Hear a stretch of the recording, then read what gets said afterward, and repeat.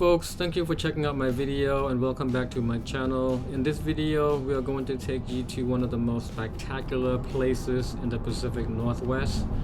A place shaped by the powerful forces of ancient volcanoes and carved by numerous Ice Age massive floods, the majestic Columbia River Gorge. Framed by spectacular shearing cliffs of ancient lava flows, the Columbia River Gorge is home to some of the most dramatic geological features and waterfalls in North America. However, beyond its beauty, this place is also home to some of America's rich and legendary pioneering spirit and human ingenuity. With just a day and a half on our schedule, my wife and I were able to explore and capture some of the most breathtaking natural beauty and historical significance the gorge can offer. Our adventure begins at a spot that truly sets the stage, the Portland Women's Forum Scenic Overlook. From here you get a gorgeous panoramic view of the gorge.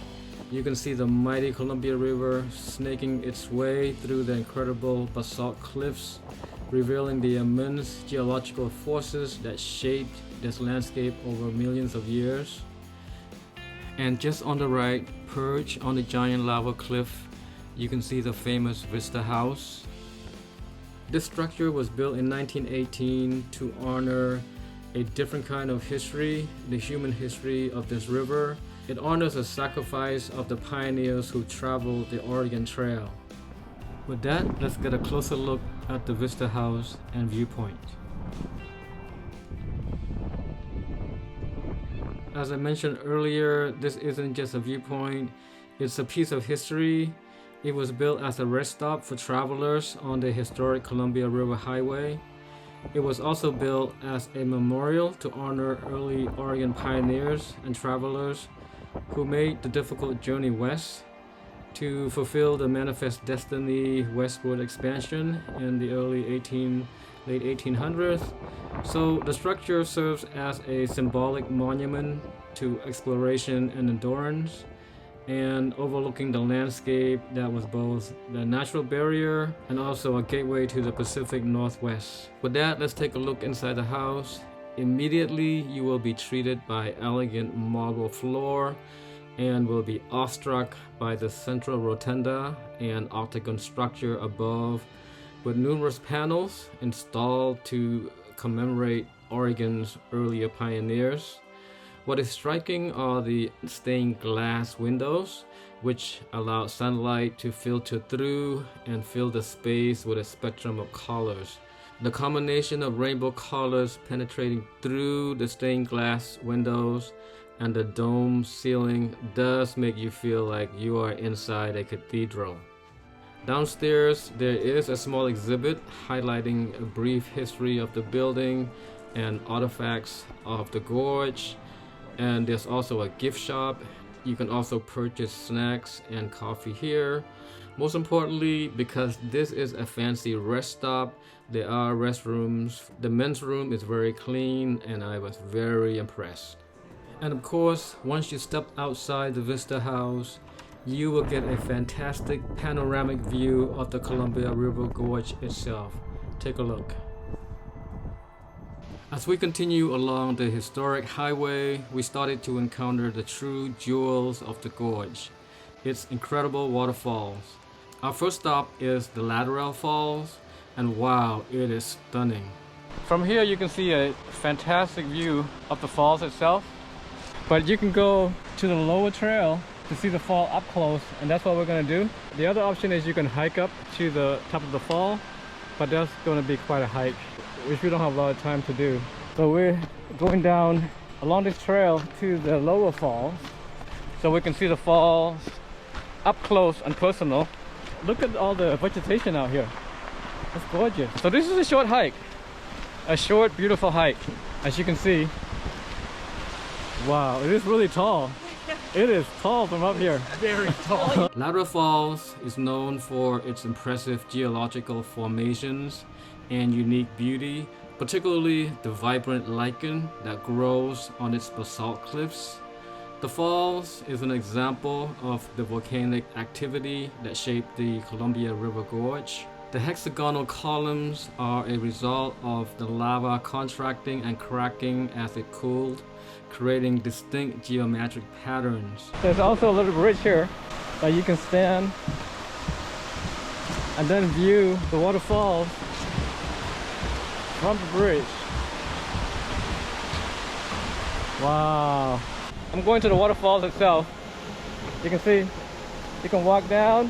What makes this fall so unique for me is that you can actually get right up close to feel the spray and witness the water plunging 249 feet over that sheer basalt face. Wow, look at that! Woohoo! That is crazy! Next, just a short drive away, we headed to the Bridal Falls. So we're heading to the Bridal Falls trail. It's 2/3 of a mile round trip. Alright folks, you see how beautiful this trail is? It's paved, but look how gorgeous the scenery, the trees, the vegetation on your way there.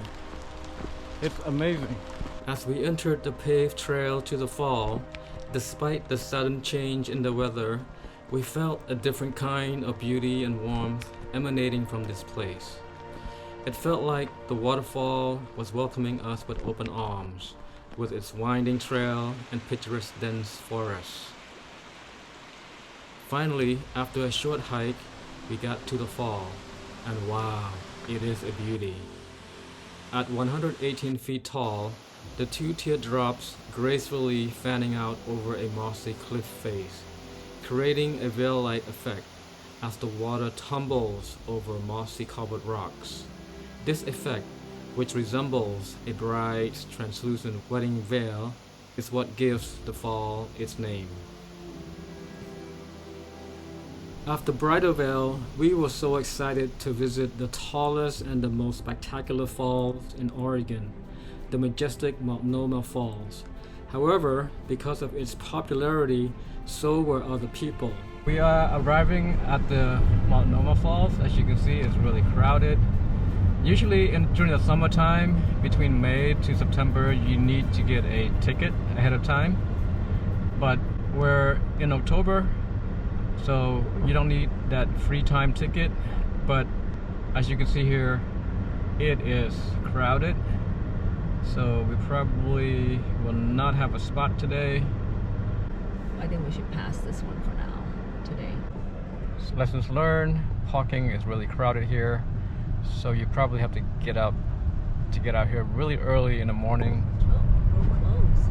Yeah, so the road is closed. Okay, so let's turn around. So we just turned around.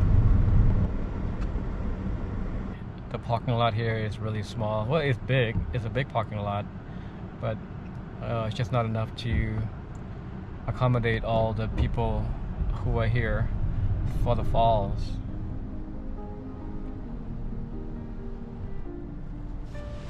Wow, so this is the Horsetail Falls. You can see it right off the highway. Although we couldn't see Multnomah Falls for now, the next must-see on our agenda is the Horsetail Falls. This waterfall gets its name from the way the water plunges almost straight down, resembling a horse's tail. However, what's fascinating about the fall is that you can actually walk behind it and experience the powerful roar of the water from a unique perspective. But to do this, you must hike up to the upper fall.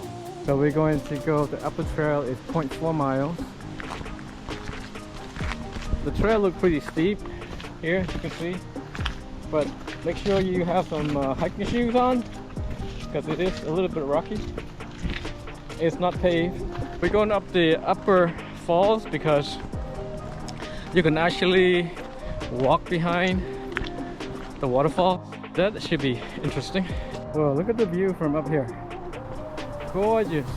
As we hike up, the weather was also clearing up, revealing a fantastic view of the gorge from up above. Wow, so this is such a gorgeous view now that the cloud is clearing up. I can hear the waterfall from here. Oh yeah.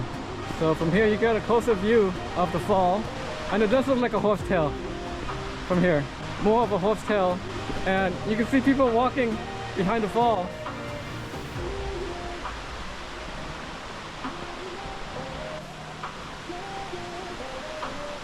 So I'm going to go behind the fall.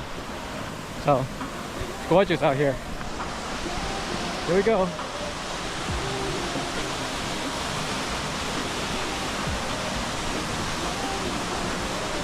So here you can check out this basalt rock or columns really up close, right? You see the hexagon shape? And these are, it looks like man-made, but it's natural. And this is what happens when the lava cools down and the hexagon shape forms by the cool down of the lava over time. So you can see really up close what this formation looks like. And there's a little cave here that you can actually walk underneath and be behind the waterfall. So be careful. You see this here? It's kind of loosened a little bit, but it's gorgeous. Look at that. Wow. All right. So here's the waterfall. Walking right behind the waterfall. Wow, this is incredible.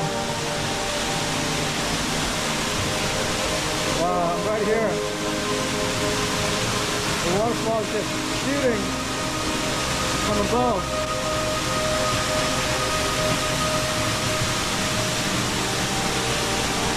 From here, it looks like the waterfall is falling from the sky, right?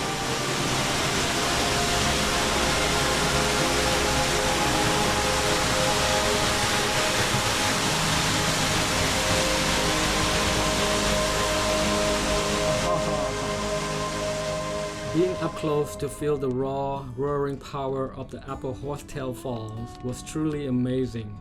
However, one of the most incredible part of the gorge is the drive along the historic Columbia River Highway itself.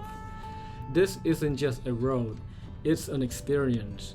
It's the oldest scenic highway in the US, a true engineering marvel completed in 1915, especially designed to showcase the area's beauty.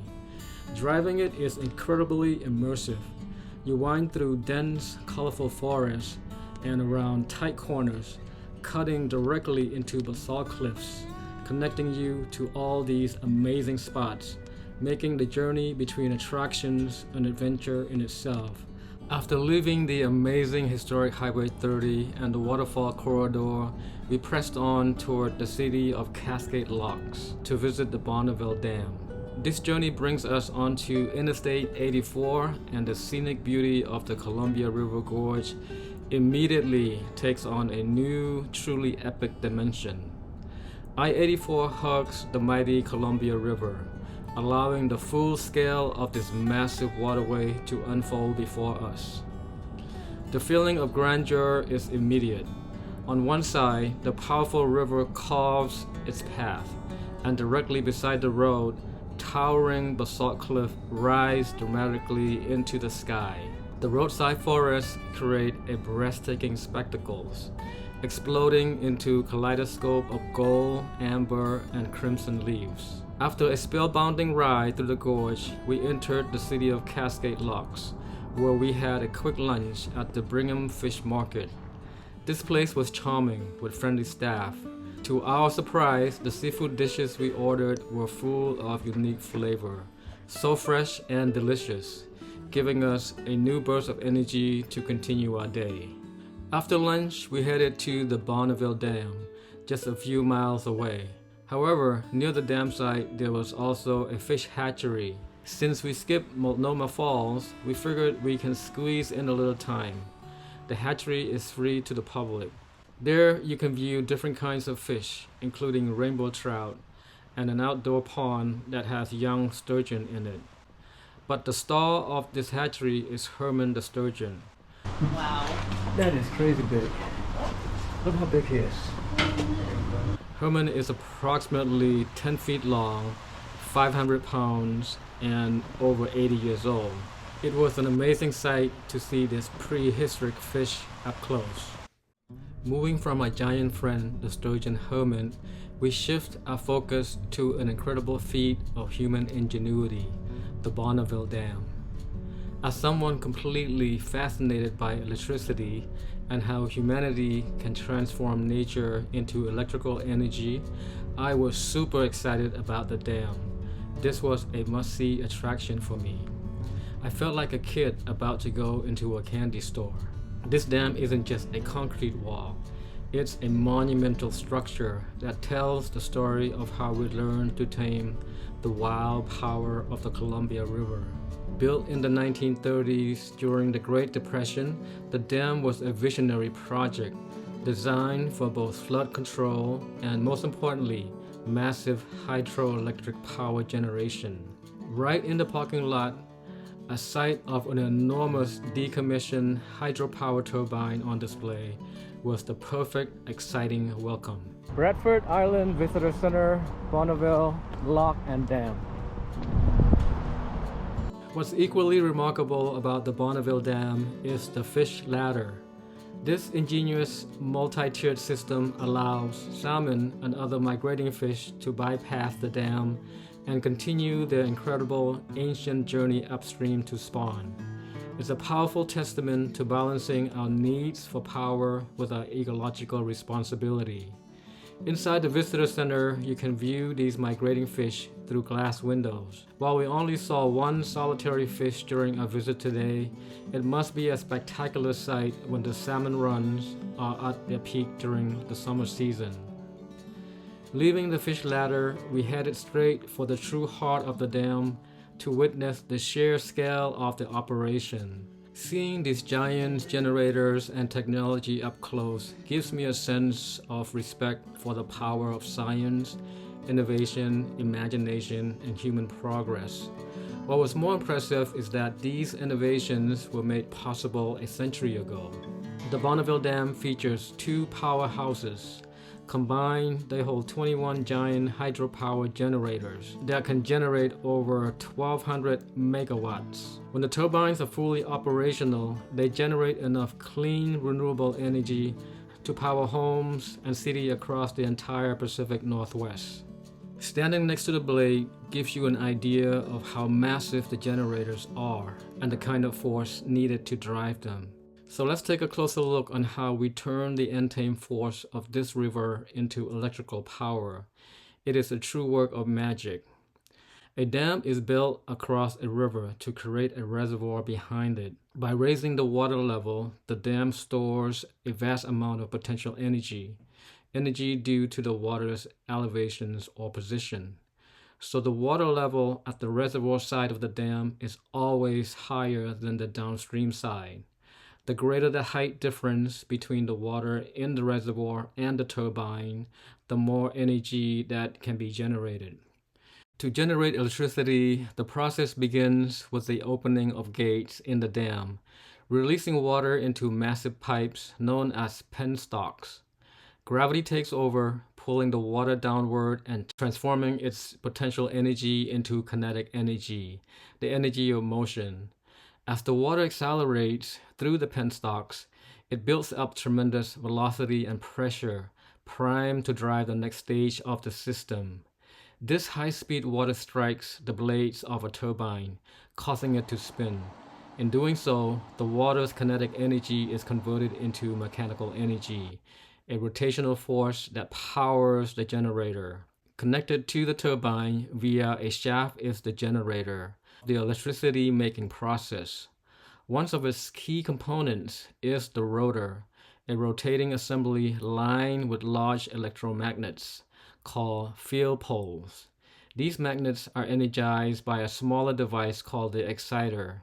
Although it is not shown here, it supplies a modest amount of electricity to activate the rotor's magnetic field. Enclosing the rotor, separated by a small air gap, is the stator, the stationary part of the generator.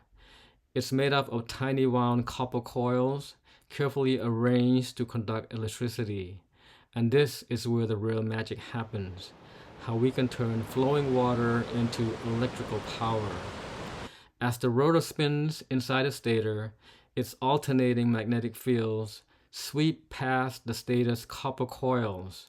The alternating magnetic fields, constantly changing from north to south, trigger a phenomenon known as electromagnetic induction, causing electrons to flow through the copper wire. That flow of electrons is what we call electricity. Once generated, this electricity travels through high voltage transmission lines stretching across the Pacific Northwest to power homes, businesses, and entire cities. The Bonneville Dam is nothing short of an engineering marvel. Being on site and seeing it firsthand is awe-inspiring. However, our action-packed day wasn't over just yet. To truly experience the Columbia River Gorge, we knew we had to see it from the very water that carved it. So while still in Cascade Locks, we hopped aboard the historic Sternwheeler, a paddle boat that felt like a time machine gliding through the heart of the Pacific Northwest. Being on the Sternwheeler was more than just a ride. It was a window to the past. I found myself fascinated by the boat's old-school engineering, imagining what life was like when steamboats like this were a main mode of river travel for the pioneers. But what really made the experience unforgettable was the view. From the water, the gorge reveals itself a whole new way. The dramatic cliffs and lush forests of Oregon and Washington aren't just opposite shores. They're a part of a unified landscape, stitched together by the Columbia River. It's like nature's own masterpiece. And from the deck of the boat, you can soak in the serenity and grandeur as the river gently carries you forward. Then almost suddenly, we entered the legendary stretch known as the Bridge of the Gods. This place holds a powerful story, both geologically and culturally. Around 600 years ago, a massive landslide crashed down from Table Mountain, sending millions of tons of debris into the river and forming a natural dam. You can still see where the mountain gave way. It is dramatic and humbling. The landslide temporarily blocked the river, creating a huge lake upstream. Eventually, the enormous built-up power and pressure of the river broke through, carving a channel through the rubble and forming the Cascade Rapids. Today, the name Bridge of the Gods lives on in the steel bridge that spans the river, honoring both the natural wonder and the native legends that grew from it. But this river isn't just about geology. It's a corridor of history. As we cruised along, I couldn't help but think of Lewis and Clark, who passed through this very channel during the expedition in 1805 to expand America's westward bound to the Pacific. Back then, the river was wild and untamed, especially near the rapids formed by the landslide. It's humbling to imagine their journey, facing powerful currents and unknown terrain, all in pursuit of a dream that would shape this country.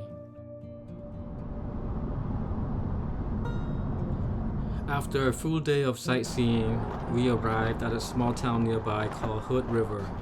There, we stayed at a hotel with a backyard access to a beautiful view of the river. After my wife and I shared an appetizing bowl of salad, a pizza, and an apple cobbler at the Woodfire Pizza restaurant, we were ready to call it a night. With Multnomah Falls on our minds, we got up early the next morning and hit the road. Luckily, the weather was perfect, and it was a gorgeous morning drive along the gorge. Finally, we arrived at the parking lot of the Multnomah Falls, and we were so glad that it wasn't full. As we get out of the car, the sound of the falls permeates the forest. As we walk toward it, the iconic Multnomah Falls slowly reveals itself behind the dense forest. Standing at a staggering 620 feet along the towering basalt cliff walls, it is the tallest fall in Oregon.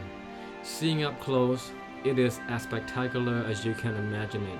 As the top fall powerfully plunges down behind the Benson Bridge, the lower fall gracefully emerges out of it, completing its mesmerizing descent into the pool below. We hiked the short trail up to the Benson Bridge. I'm glad we're here early to be able to see the falls up close. So, perfect day today. We got really lucky. Oh wow.